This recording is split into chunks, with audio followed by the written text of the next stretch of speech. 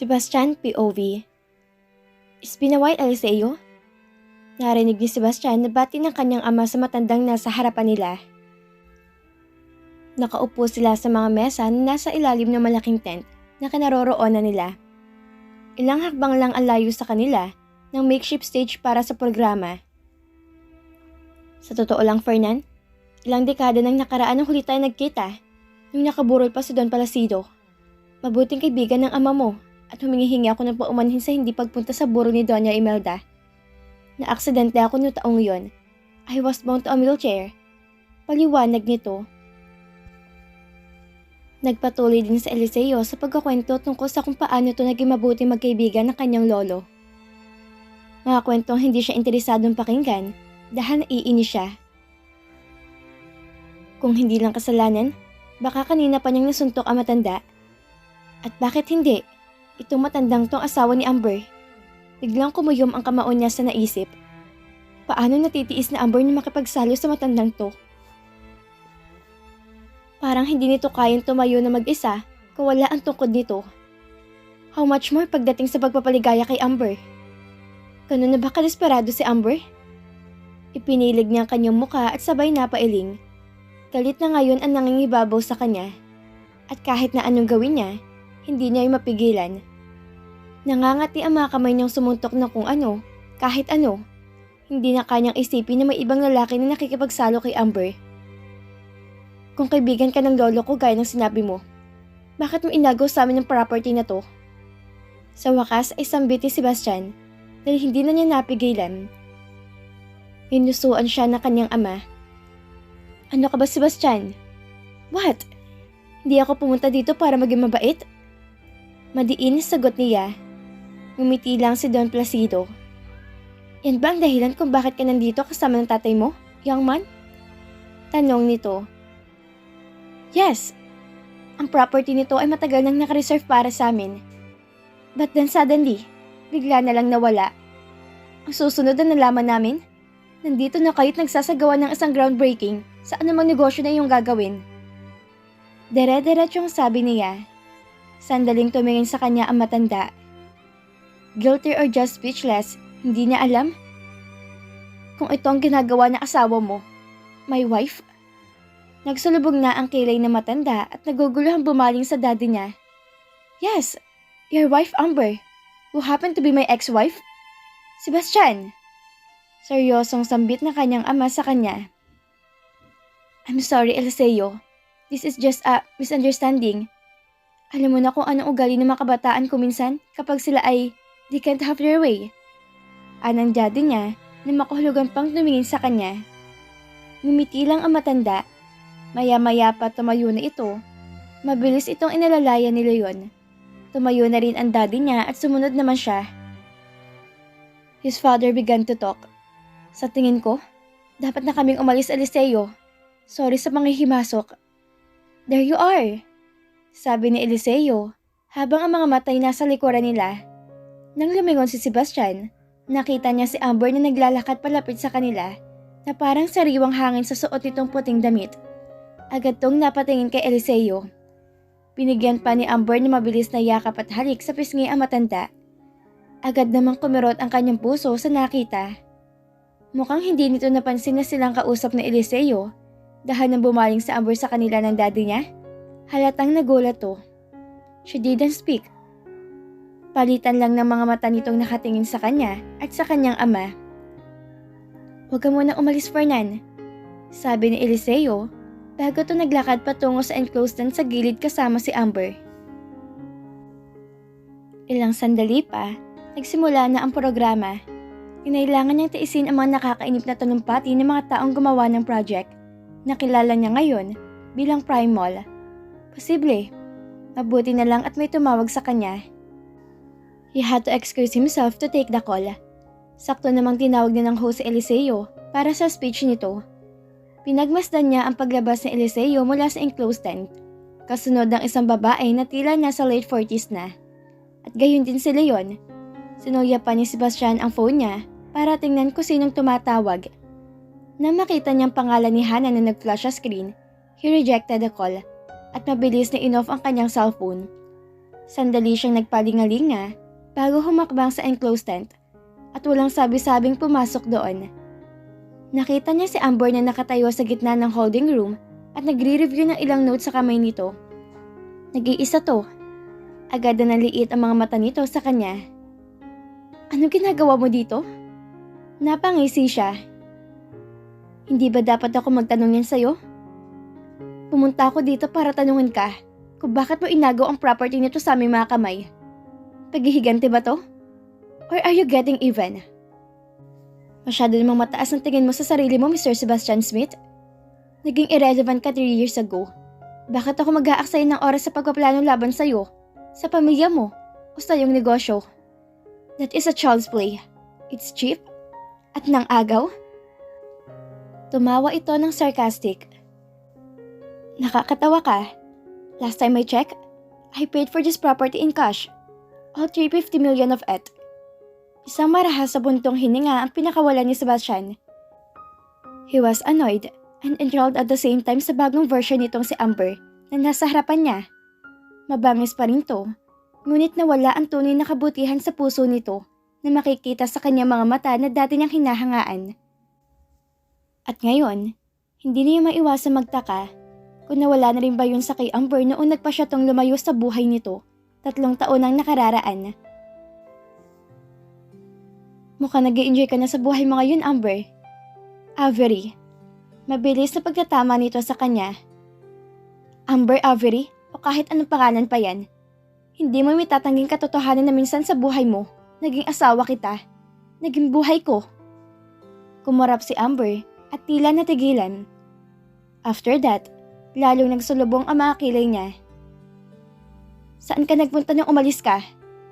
Diretsyong tanong niya. At hindi na niya napigilan. Gusto lang niyang malaman kung saan to nagpunta. Maybe just maybe, kapag nasagot ng ilan sa mga tanong niya, makaka-move on na rin siya sa wakas. Tulad ni Amber. Wala akong kailangan ipaliwanag sa'yo. Anito sa nanginginig na boses. Sinamantala ni Sebastian ang pagkakataong yon para magsara sa maliit na distansya ang pagitan nila. Kung ito ng huling pagkakataong makikita niya si Amber, sisiguraduhin niyang makukuha niya ang mga sagot na inaasam-asam niya. Tumingalato sa kanya at sobrang lapit ni Amber. Nilabanan niya ang bawat himaymay na kanyang pagkatao upang hindi malapat ang labi nito sa labi niya. Tell me, Amber, ganun lang ba talaga kadaling kalimutan ako? Tanong niya. Umaasang sa pagkakataong to ay sasagot na si Amber ng totoo. Bakit mo tinatanong? Para saan pa? Bakit hindi mo na ako sagutin ng totoo? Ano bang kinakatakutan mo, Amber? Si Eliseo? Ang matandang asawa mo? Umalis ka na, Mr. Smith. Wala akong oras sa'yo. Deklara ni Amber sa mabagsik na boses bago to humakbang palayo sa kanya. Pero nanatili siya muli. Kung huli na nila yung pagkikita, lulubusin na niya. Hindi siya aalis dito na walang makukuhang sagot. Anong kinakatakutan mo sabihin sa akin, Amber? Pinagbabawalan ka ba niya? Pinagbabawalan ka ba ng asawa mo? Ano bang nakita mo kay Eliseo bukod sa pera? Napapasigaw ka ba niya sa kama tulad ng ginawa ko? May bibigay ba niya yun sa'yo? Bibigyan ka ba niya ng mga fireworks kapag nagsasalo kayong dalawa? O kaya... Agad siyang natigilan na may dumampi sa kanyang pisngi. Sinampal siya ni Amber. Deserve niyo to. Silence filled but her anger surrounded him. Doon siya natauhan sa mga tunog sa labas ng tent. Matagal nang natapos ang proyektong to. Ani Eliseo habang nagsasalita mula sa microphone.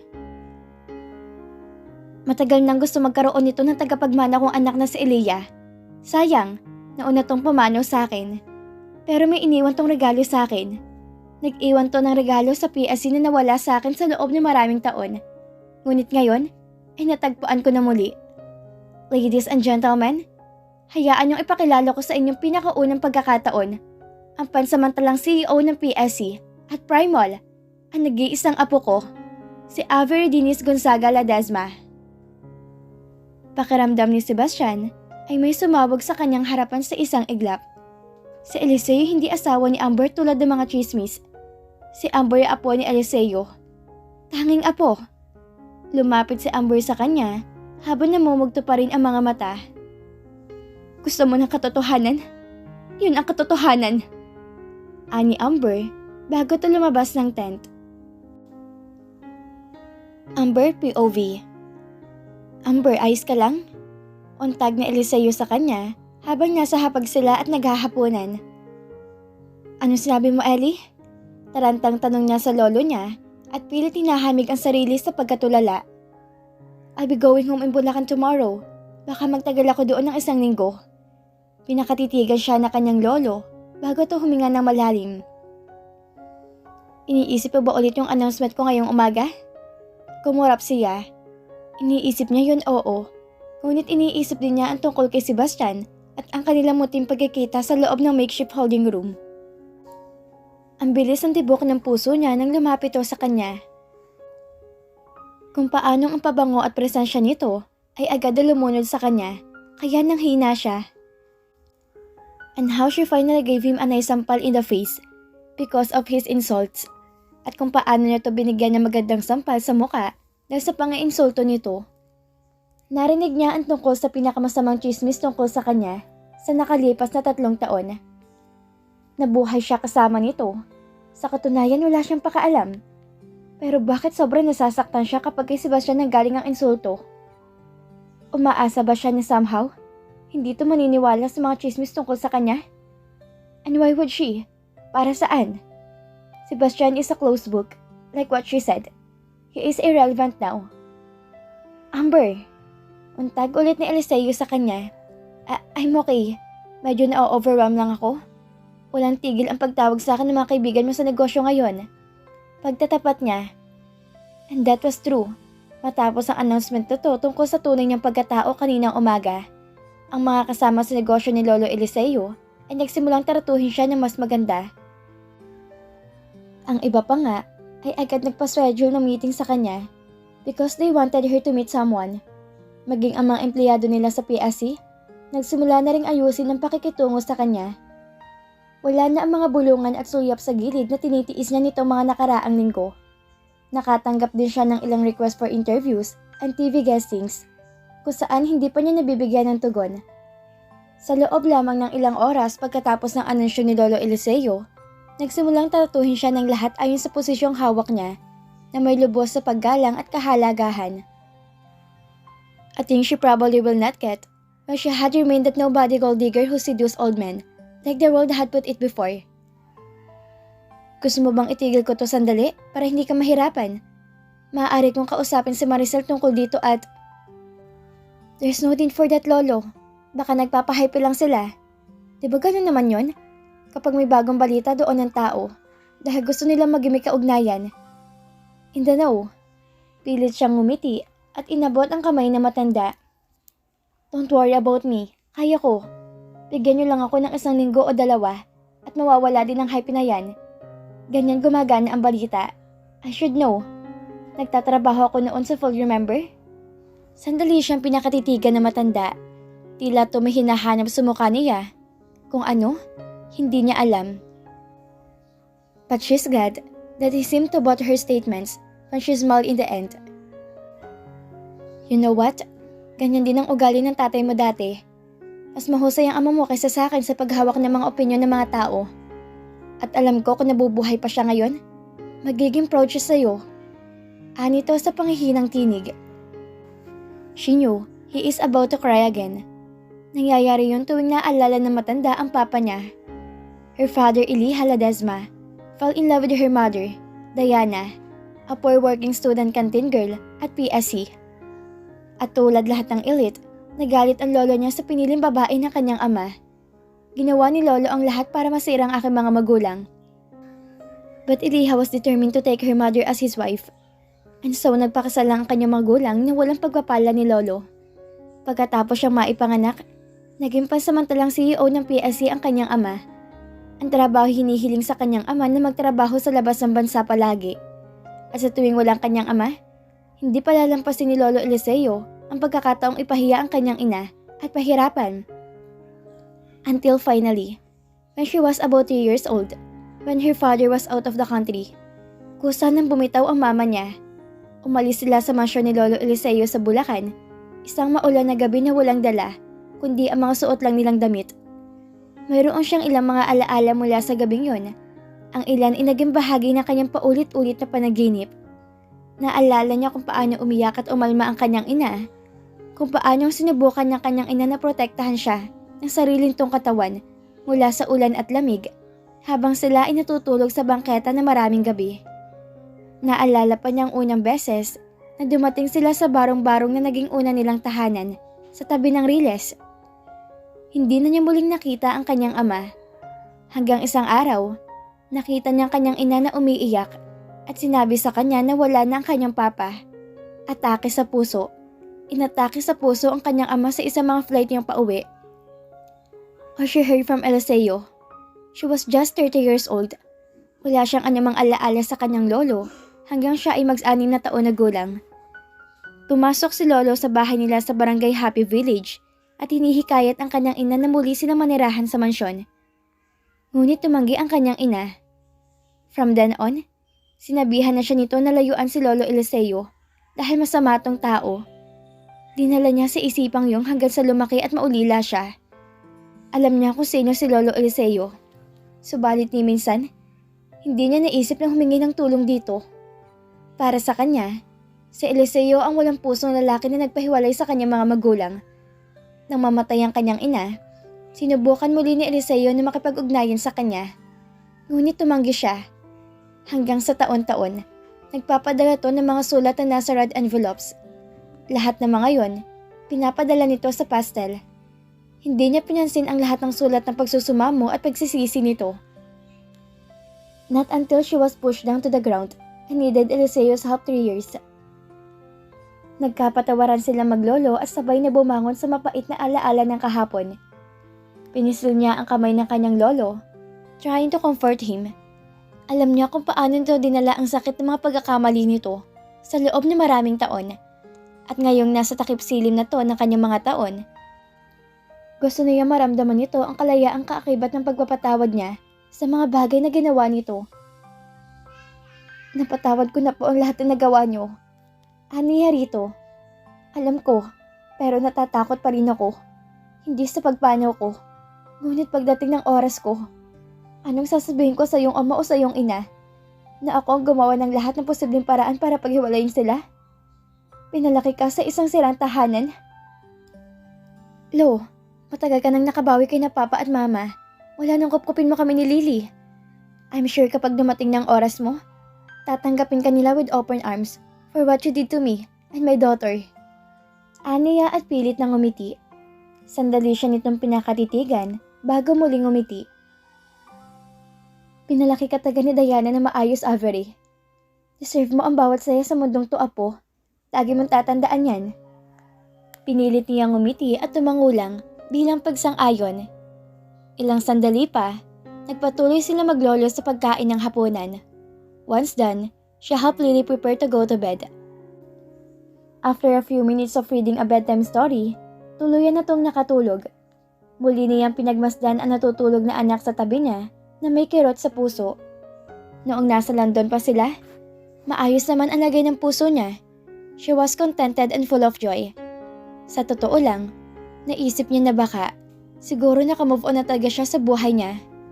Subalit na muli niyang makita si Sebastian, nag-iisip siya ulit, nagtatanong, naghahangad. Ginugulo ni Sebastian ang maayos niyang mundo. The world he had to build when he destroyed it 3 years ago. Napangiti siya sa sinabi ng kanyang lolo. Every joy in the world, she repeated in her head. Maya-maya pa, tumunog ang cellphone niya. She reached for it and opened the message for her. May ilang mahalagang bagay na nais kong i-discuss sa'yo. Libre ka ba bukas? Sebastian? Napabuntong hininga si Amber at mabilis sa binablock ang numero nito. Kung paano nito nakuhang cellphone number niya, wala na siyang pakaalam. Bastang importante, hindi na niya to makakausap simula ngayon. Bukas na bukas din, sasabihan niya si Marisol na i-reject ang lahat ng calls at communications na nagbumula kay Sebastian. Dahil para ano pang pag-uusapan nila, clearly both of them have moved on. Siya sa anak niya at ito naman kay Hannah. So anong sense? Nag-usap na silang 2 beses, tama na yon. Talagang deserving niya ang bawat saya sa mundong to. At hindi kasama si Sebastian sa mga yon. Sebastian POV. So, nakausap mo ba si Amber? Tanong ng kanyang ina sa kanya. They were by the dining room and having breakfast. Kagabi ay kinailangan niya pumunta sa mansyon dahil tinanong din siya na kanyang ina. Akala niya may pag-uusapan sila, ngunit yun pala'y muli mag-aaway ang kanyang mga magulang. Kanina pa sila ganyan, nag-aaway dahil sa malalaki at maliliit na bagay. At hindi tulad ng dati, hindi na umaatras ngayon ng kanyang ina sa isang pagtatalo.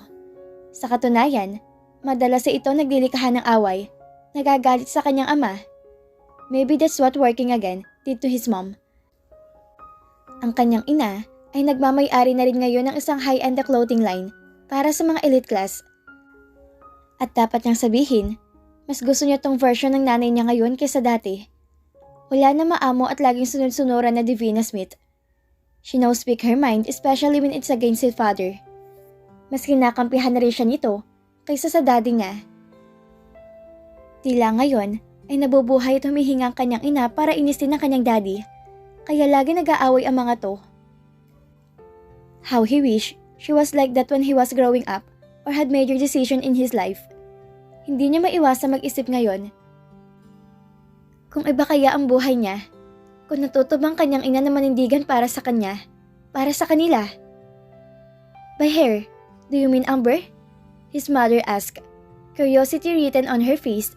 Kinuha nito ang tasa sa tabi at humigop ng kape. Her eyes still on his father. Napabuntong hininga ang kanyang ama at tumango. Pero isang sarcastikong tawang ibinigay ng kanyang ina. And what is that love for? Anong nakakatawa, Divina? It's just that. Masyado ka lang predictable, Fernan. Ngayong si Amber ay ang long-lost granddaughter ni Eliseo. Interesado ka na sa kanya? Umilim ng palihim si Sebastian. Tila magsisimula na naman ang pagtatalo ng kanyang mga magulang. At anong ibig mong sabihin dyan, Divina? Ang apo ni Eliseo at ang anak mo ay may unfinished business na kailangan nilang ayusin. Oh, please, Fernan. Matagal na kitang kilala. Tumahimik ka, babae ka. Kung ano man ang pumapasok dyan sa utak mo, walang basehan. Katulad na lang na ibinibintang mo sa akin itong nakaraang 3 taon. Walang basehan? Isa mahinang tawang binigay ng kanyang ina. Kinasusuklaman mo sa Amber, Fernan? Hinamak mo siya. Nabubuhay ka para pahirapan siya. Para saan? Para magkaroon ka ng paraan? Tumahimik na kayong dalawa. Saway na niya sa mga magulang. Paano sila basta-basta nalang magtatalo tungkol kay Amber sa harap niya? Mabilis na siyang tumayo. Aalis na ako. Sa ibang lugar na lang ako mag-aalmusal kung saan wala ang menu sa pagtatalo. Binigyan niya na mabilis na halik sa noo ang ina bago siya lumabas sa dining room. You better make sure you see the truth as leverage to our advantage, Sebastian. Dahil kung ayaw mo, gagawin ko. Pahabol pa ng daddy niya. Subalit hindi na siya sumagot. Nagdire-diretso na lang siya palabas ng mansyon hanggang sa makasakay siya sa kanyang kotse. Sa sandaling minani-obra niya ang kanyang sasakyan sa driveway, agad na sumunod ang sasakyan ng mga bodyguards niya sa kanya. Maya-maya pa, tumunog ulit ang cellphone niya. Nang makita niyang pangalan ni Hanya sa screen, muli niyang tinanggihan ang tawag at itinuon na lang atensyon sa pagmamaneho.